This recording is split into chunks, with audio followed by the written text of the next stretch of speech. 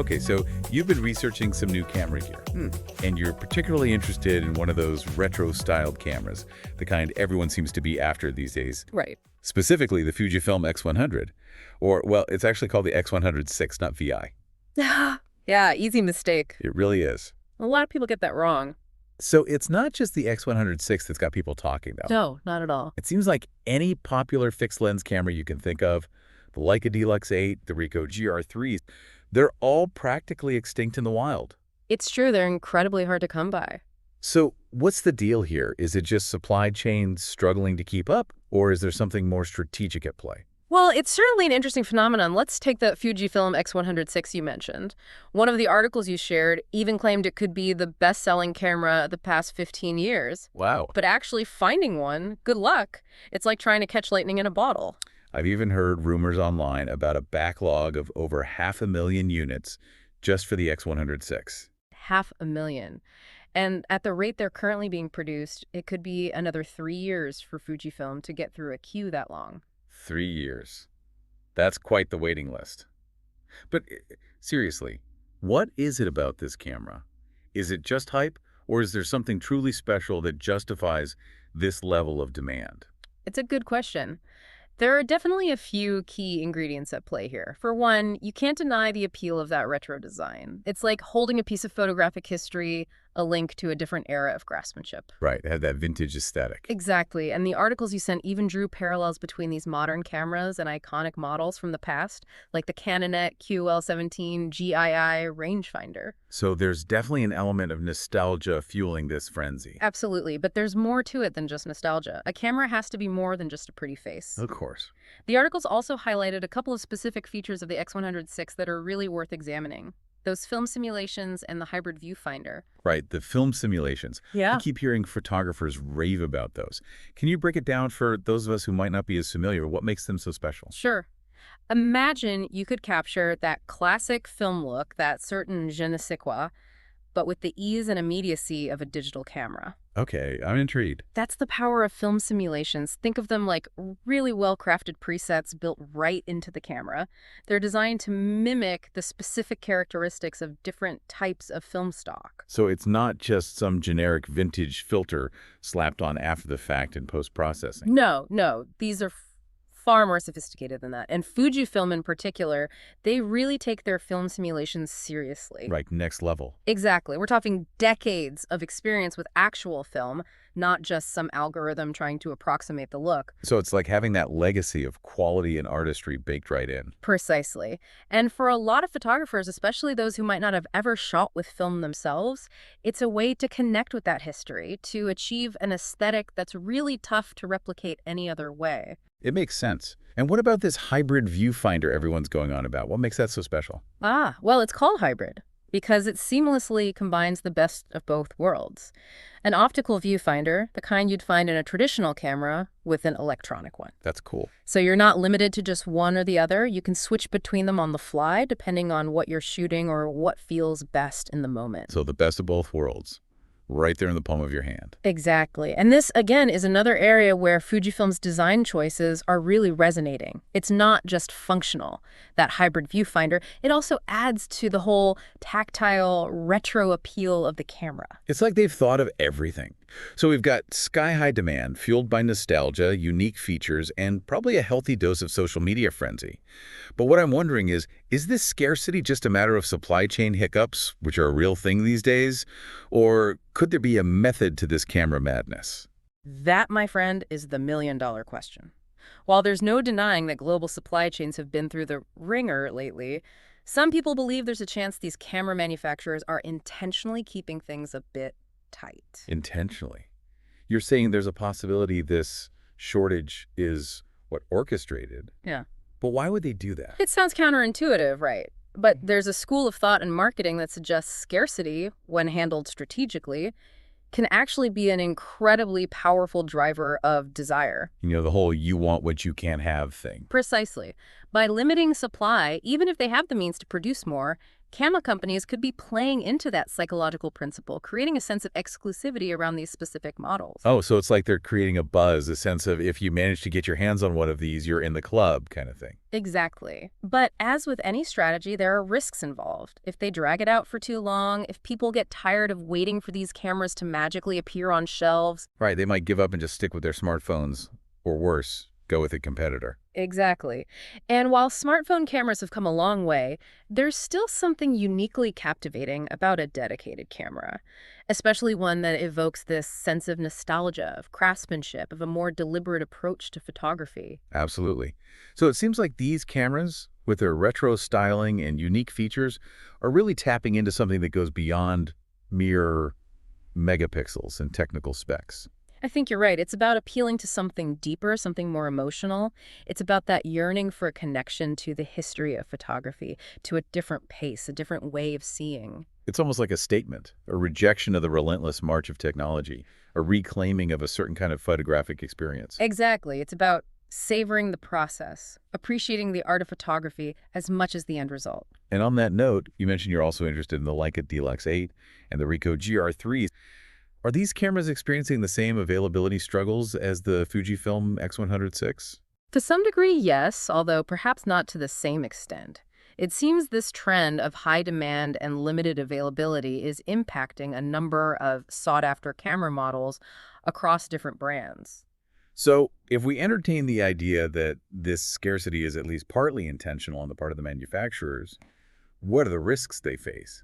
Is playing hard to get always a winning strategy? It's a delicate balancing act, that's for sure. One of the biggest risks is misjudging the market and ending up alienating potential customers. How so? Well, if people start to feel like they're being strung along, like the wait times are unreasonable, they might just give up and look for alternatives. Especially if they start to suspect it's an artificial shortage, right?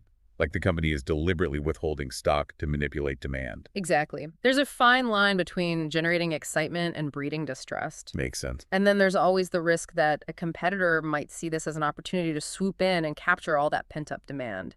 If another brand can offer similar features and aesthetics, but with better availability. They could really shake things up. Absolutely. So it's a gamble, no doubt about it. It'll be interesting to see how this all plays out in the long run. But beyond the marketing aspect, there are also some very real production challenges that these camera companies face. Right, because these aren't your typical mass-produced electronics. Exactly. These cameras often involve specialized components, intricate designs that are just more complex and time-consuming to manufacture compared to something like a smartphone. There's a certain level of craftsmanship involved. Precisely.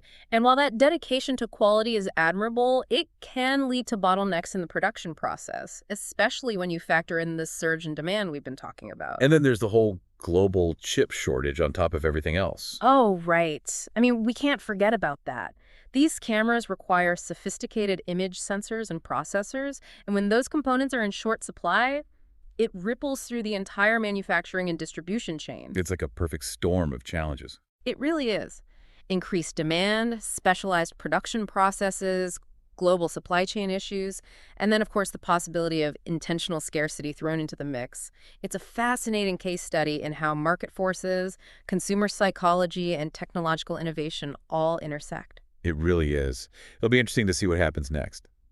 You know, this whole thing got me thinking about when instant cameras made that comeback a few years ago. Yeah, with Polaroid and Instax? Right. They were everywhere. Yeah. And it wasn't just about the instant photos, although that was a huge part of it. Yeah. It was more about the whole experience, the aesthetic. Mhm. People were drawn to that vintage vibe, that almost imperfect look of instant film. And that great sound. Exactly. You don't get that with a digital image. Uh-huh. And now with these retro-style digital cameras we're talking about, it feels like we're seeing a similar trend played out, but with a digital twist. That'd be interesting, right? It is. Like, people still want that intentional, hands-on photographic experience. But with the convenience of modern technology. Precisely. It's not that people are ditching their smartphones altogether. It's more like these cameras serve a different purpose. Absolutely. They encourage you to slow down, to really think about your composition. To connect with the art of photography in a more deliberate way. Exactly. It's not about snapping a quick pic for Instagram and moving on. It's about taking your time, enjoying the process, and ending up with images that have a more, I don't know, timeless quality to them.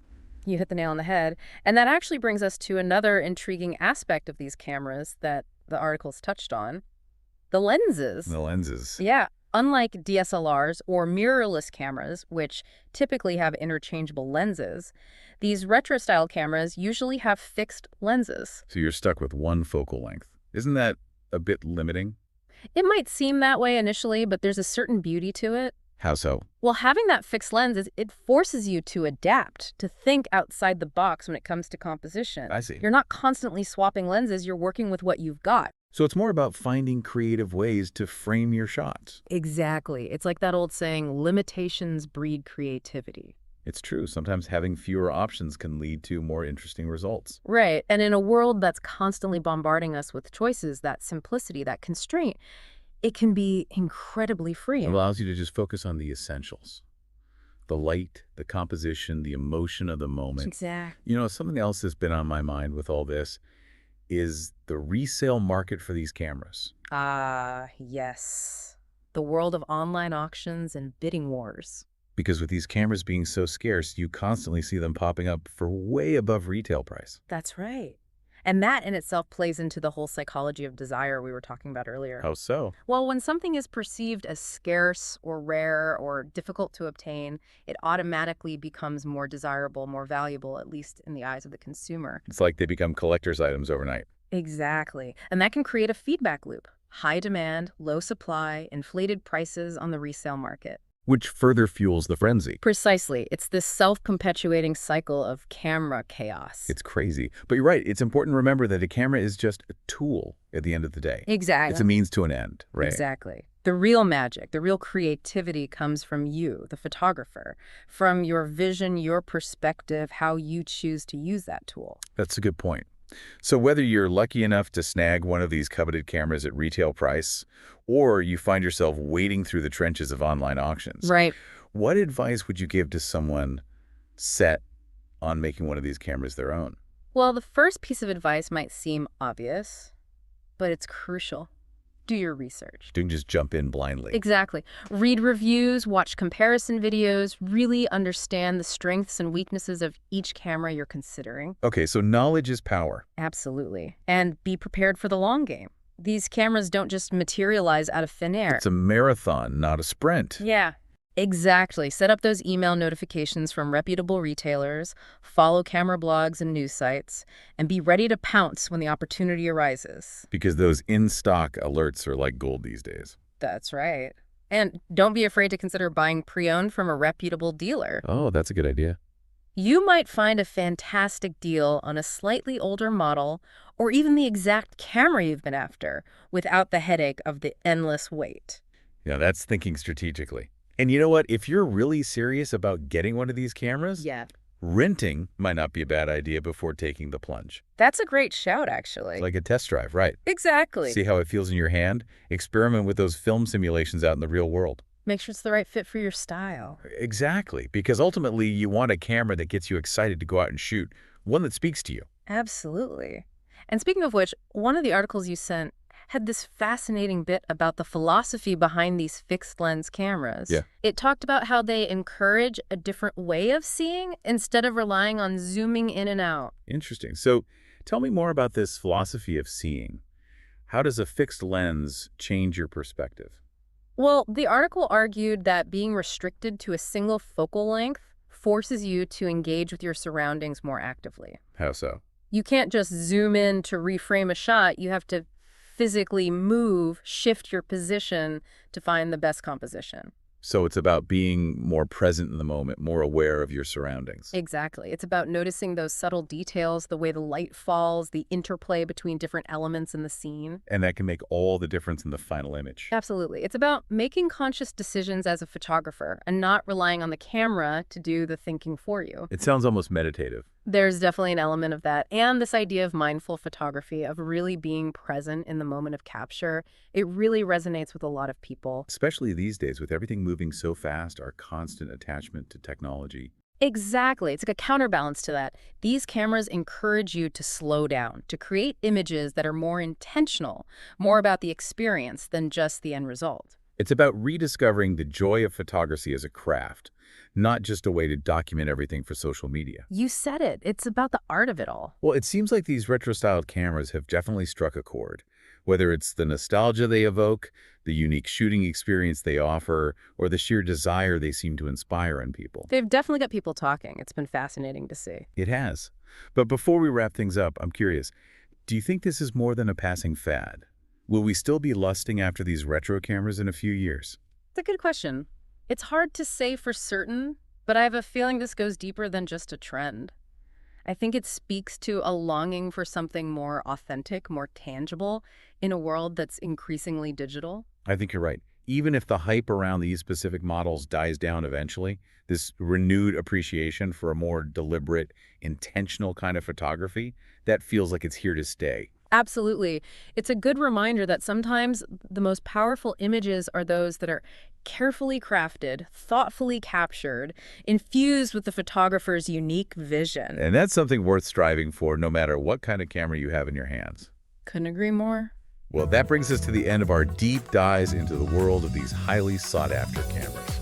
We've uncovered the factors fueling their demand, explored the production challenges, and even pondered the deeper cultural shifts that might be driving this phenomenon. It's been a fascinating conversation. It really has. But now, we want to hear from you. Have you been swept up in this retro camera craze? What are your thoughts on this whole scarcity thing? Head over to the comments and let us know. Until next time, happy shooting.